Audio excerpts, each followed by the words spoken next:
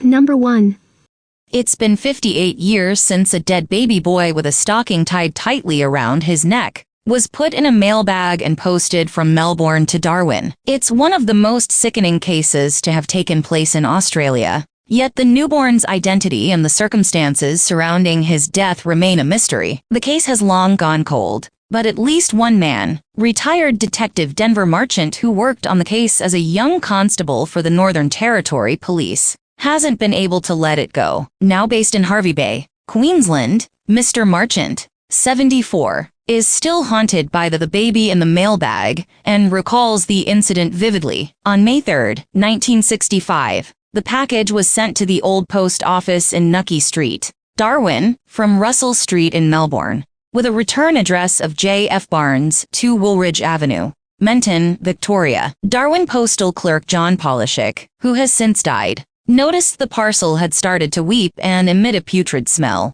After addressee J. Anderson failed to collect it from the post office, Mr. Polishek opened the mailbag and made the gruesome discovery on May 11th. He undid it, then saw a child inside, Mr. Marchant said. He was horrified and called us. It badly affected John. The baby's naked body was stuffed inside the mailbag without a note, clothing, or any other items. Those named on the parcel were never tracked down or proven to exist. Mr. Marchant was put in charge of forensics on the case and visited the baby in the morgue to take photos and be present for the postmortem. He believed the infant was only a few hours old when it died. It struck me as very odd that someone would go to the trouble of posting a child, he said. It appeared the child has been born, with the umbilical cord still there, taken a few breaths, and to circumvent the life process, whoever had the child has knotted the stocking, wrapped it around the neck 3 or 4 times, and ended the child's life. Before posting it from Brunswick to Darwin, he said, the neck was severely compressed from the stocking.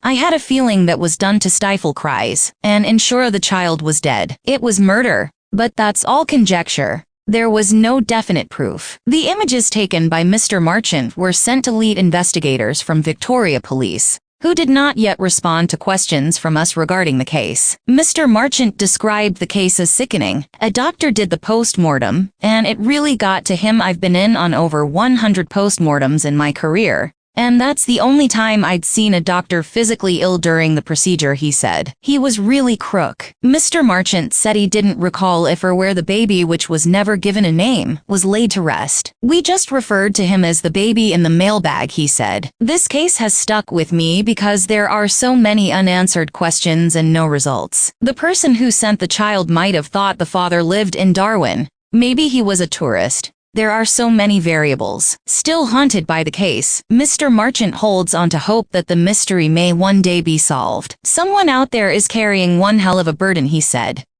Some people can't handle that, and when they're getting closer to the end of their life on this earth, some feel they need to cough up what they know about something. I'd urge anyone with information to contact police. While Mr. Marchant believed the baby in the mailbag case was a bizarre one-off, it has drawn comparisons to the recent discovery of a little girl's remains in a suitcase by a highway in South Australia in June this year. Her identity and the circumstances surrounding her death also remain a mystery. Believed to have been born in 2005 or 2006, she still does not have a name. In the words of the detective heading the case, she is a little girl lost. Earlier this month in the USA, pieces of a little boy aged between 2 and 3 were pulled out of a lake in Garfield Park, not far from the center of Chicago. Police later released a sketch of the unidentified boy in the hope that someone would come forward with information about what happened to him. The case has not yet been solved. Another child, known as Baby Doe, washed up in a plastic bag on Deer Island in Boston Harbor, USA, on June 25 this year. She was wrapped in a zebra print blanket and dressed in polka dot leggings. She has since been identified as 2-year-old Bella Bond. On Friday, her mother's boyfriend Michael McCarthy was charged with her murder, and Rochelle Bond was arrested as an accessory. Anyone with information on these cases should phone the police assistance line on 131 444. Number 2. On the afternoon of October 9, 1965, 14-year-old Elsie Frost was walking along a country footpath not far from her home in Wakefield, Yorkshire. A few hours later, her body was found, sparking off a huge police investigation. A man was arrested and accused of the murder, but the court decided he was innocent. The murderer remains at large 50 years later. In the early months of 2015, as the 50th anniversary approached, Elsie's brother and sister, Colin and Anne, contacted the BBC to see if they could help to investigate, so that they could finally find out what happened and, of course, who had killed this innocent young schoolgirl. You can read more about this horrifying case by scrolling down the page and checking the related links. As the 50th anniversary of Elsie's murder approached, it was suggested that Elsie had been killed because she had inadvertently disturbed two men involved in what was at that time an illegal homosexual liaison. There had been rumors to this effect at the time. It was also discovered that a young man had been seen riding a bicycle nearby when the murder took place. He was possibly a delivery boy, and he may have seen or heard something that would be of use to the investigation. It has also emerged that a few weeks before her death, Elsie had been staying with a friend and had dressed up and gone out to meet someone, so she may have been seeing a boy. If so, he might have been too scared to come forward at the time, but now as a man in his 60s, he may be willing to talk to the investigating officers. The city of Wakefield was horrified by this brutal murder. The newspapers, local and national, urged parents to protect their young daughters. What I don't understand is why I don't remember this. Elsie was a 14-year-old Wakefield schoolgirl. When she was murdered, I was an 11-year-old Wakefield schoolgirl. Different schools, and I did not know Elsie. Bearing in mind all the media attention that was given to this case in the newspapers and on local television, I have to wonder why I was totally unaware of this tragedy. Like Elsie, I too have a younger brother called Colin, and he's the same age as Elsie's. Surely I would have remembered these coincidences. Did parents of young daughters conceal the news from them? Why wasn't it a topic of conversation at school? I find it strange that I knew nothing about this until the BBC began their own investigations in 2015. Was Elsie meeting a boyfriend on the day she was murdered? It's a possibility. She was attacked on her way home from Horbury Lagoon,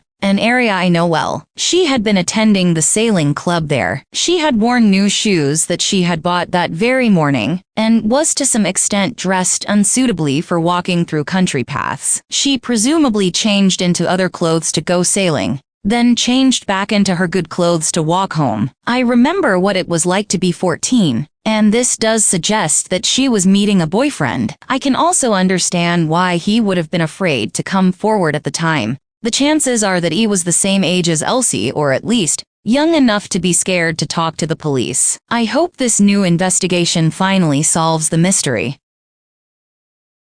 Number 3. 62 years ago, a school teacher looking for rocks in an Arizona desert made a horrific discovery: the burned remains of a young girl. Her identity was a mystery, and investigators called her Little Miss Nobody. For decades, the Yavapai County Sheriff's Office in Prescott, Arizona, along with the National Center for Missing and Exploited Children, National Missing and Unidentified Persons System, and a long list of other partners, have been working to identify the little girl. But despite multiple leads at the time, the case had remained unsolved. That girl now has a name, thanks to advanced DNA technology. Authorities identified her as Sharon Lee Galegas during a Tuesday news conference. It is the oldest cold case the Yavapai County Sheriff's Office has resolved. 4-year-old Galegas was abducted while playing in her grandmother's backyard in Alamogordo, New Mexico, on July 21, 1960, authorities said. She was taken by a couple who had been stalking her, according to the National Center for Missing and Exploited Children. While Little Miss Nobody has been identified, there is still more work to be done on the case, as authorities work to find out who abducted her, what happened in the days following her abduction, and what led to her death. Investigators have a few leads from Galegas's cousins, who were with her at the time of her abduction, Sheriff David Rhodes said Tuesday. "We as the family want to say thank you, Ray Chavez," Galegas's nephew said during the news conference. "Thank you for what you've done for us. Thank you for keeping my aunt safe and never forgetting her. It's still sinking in." Chavez said his family described Galegas as a very feisty, happy-go-lucky little girl who loved playing with her cousins. Her death and disappearance left a lasting impact on his family members, and, as a result, they consider themselves overprotective of the children in their family. Galegas's remains were discovered on July 31, 1960, in Sand Creek Wash near Congress, Arizona, police said in a January Instagram post. The site is over 500 miles away from where Galegas had been abducted. At the time, investigators determined that Galegas's remains had been burned 1 to 2 weeks earlier. Since no further trauma was evident, the cause of death was difficult to determine, and due to the suspicious nature of the case, Galegas's death was ruled a homicide, police said. When found, Galegas was approximately 3'6" and estimated to have weighed 55 pounds. According to the National Center for Exploited and Missing Children, she had brown hair and was found wearing a checkered blouse, white shorts and adult-sized sandals that had been cut down to fit her. Her fingernails and toenails were also painted, the center said. Following the discovery of her body, the local community raised money to buy a casket and give the little girl a proper burial, the center said. Little Miss Nobody was chiseled on her headstone along with the words, "Blessed are the pure in heart." In 2021, the Yavapai County Sheriff's Office partnered with Othram, a Texas-based laboratory that works exclusively with law enforcement, to see if advanced DNA testing could help solve the mystery of Little Miss Nobody. Othram received the case in December 2021 and returned the identity to authorities in February 2022. Dr. Kristen Middleman, Othram's chief business development officer, told CNN, "The evidence isn't always strong enough for reconstruction and building a DNA profile," Middleman said. But improved technology means the lab can build DNA profiles that may not have been possible in the past. The FBI's Combined DNA Index System, also known as CODIS, is the standard technology that's used in forensic testing right now, Middleman said. CODIS looks at 20 DNA markers and compares a person to a known database of thousands of DNA profiles of previous offenders. But that technology, which wasn't introduced until the 90s, is limited because a child like Little Miss Nobody wouldn't be in the database, since she's not a known perpetrator, Middleman said. What our technology does is it looks at hundreds of thousands of markers, and it's able to assess your identity without you being present in any database at all, she said. Experts can solve many cases within a few weeks for $5,000 or less, Middleman said. To help cover the costs, Othram created a network of people who care about unsolved crimes and crowdfund each case when other funding isn't available. The Little Miss Nobody case was crowdfunded in about a day, she said. It shows how interested people are actually finding the answer to this, and finding out who this little girl was, Middleman said.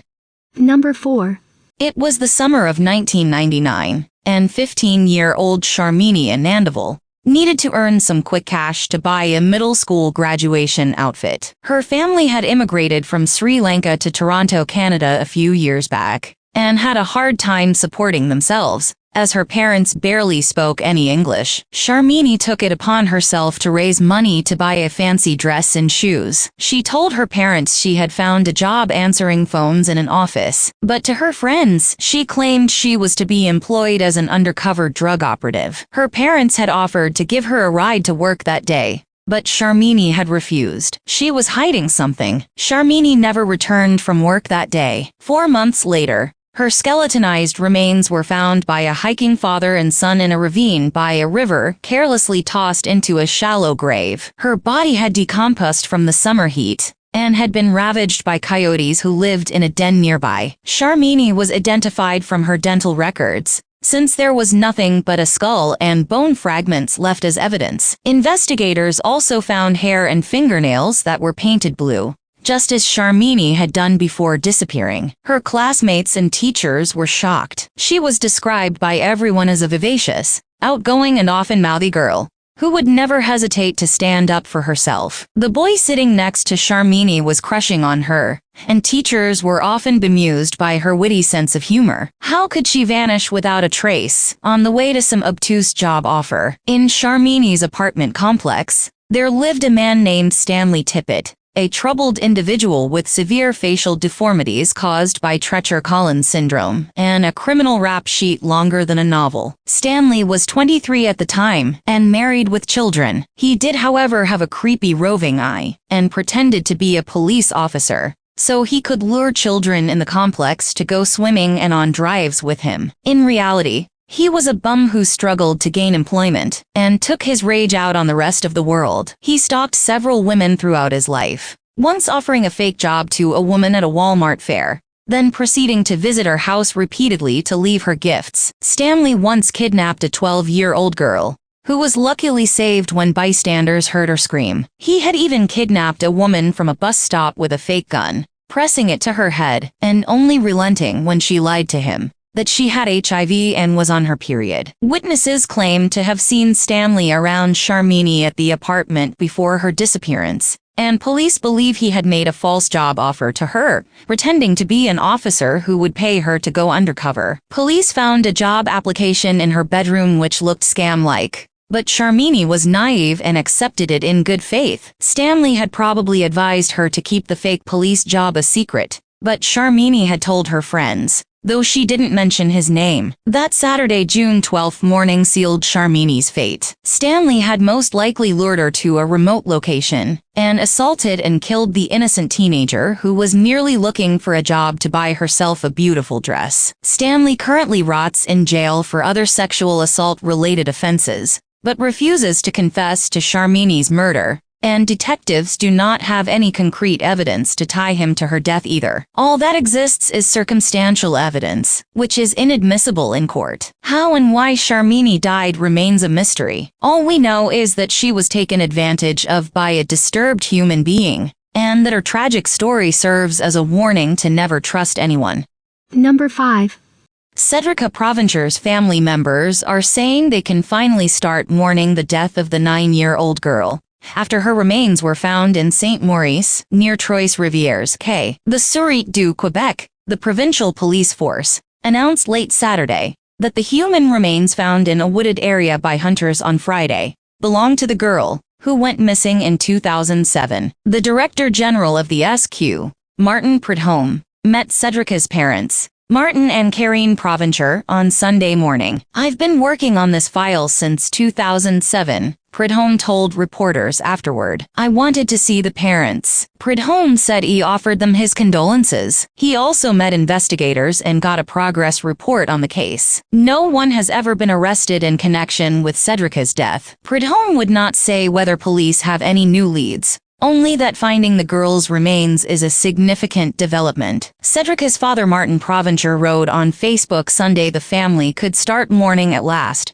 thanking everyone for their unwavering support since 2007. "Without you, we would still be at the same point," wrote Provencher. "You have helped us overcome another step in this horrible tragedy." Cedrica was last seen on July 31st, 2007, near her home in Trois-Rivières. She was reportedly approached by an adult who asked for help to find a missing dog. She was never seen again. Cedrica was 9 at the time. Henry Provencher, Cedrica's grandfather, wrote on Facebook that the announcement was painful, but he thanked the population for their help over the last 8 years. "You have shown great generosity and solidarity in the tragedy that we have been living," wrote Provencher on the Cedrika Provencher Foundation Facebook page. "We felt it was related to Cedrica." A trio of hunters found the girl's remains Friday. Pascal Lanthier told Radio Canada that they immediately called police. "We came to meet my brother, and when we saw the skull, we felt it was related to Cedrika Provencher," Pascal Lanthier said. "I am almost always in the forest. I was absolutely certain. I had a feeling that one day I would find her." The Provencher family has worked closely with the Missing Children's Network since Cedrica's disappearance. The executive director of that organization, Pina Arkaman,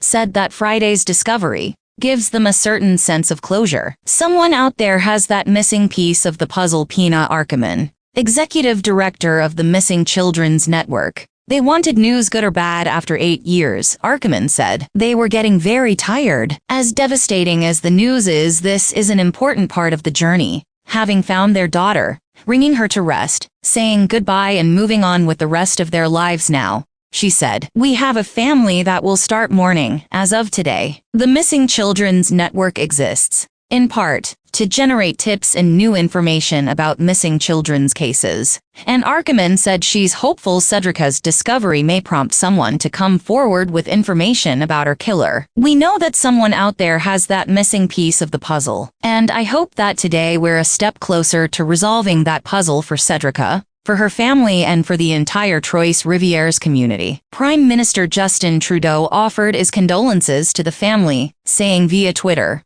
that their grieving process can finally begin. Senator Pierre Hugues Bisvenu, whose daughter Julie was murdered in 2002, offered his sympathies to the family on Facebook. "I am convinced that the discovery of the remains of Cedrica is only part of the answer that this family has waited for over the last 7 years," wrote Bisvenu. Bisvenu also called for Quebec to adopt a public registry of convicted sex offenders. Quebec Premier Philippe Couillard sent his condolences to the family via Twitter. "My thoughts go out to the family and those close to Cedrika Provencher," he said, "that they may grieve in peace." Parti Québécois MNA Alexander Cloutier wrote on his Facebook page that the news was devastating. "All of Quebec searched for this little girl," wrote Cloutier. "We all wish to find her safe and sound. My condolences to the entire family and her loved ones. May she rest in peace."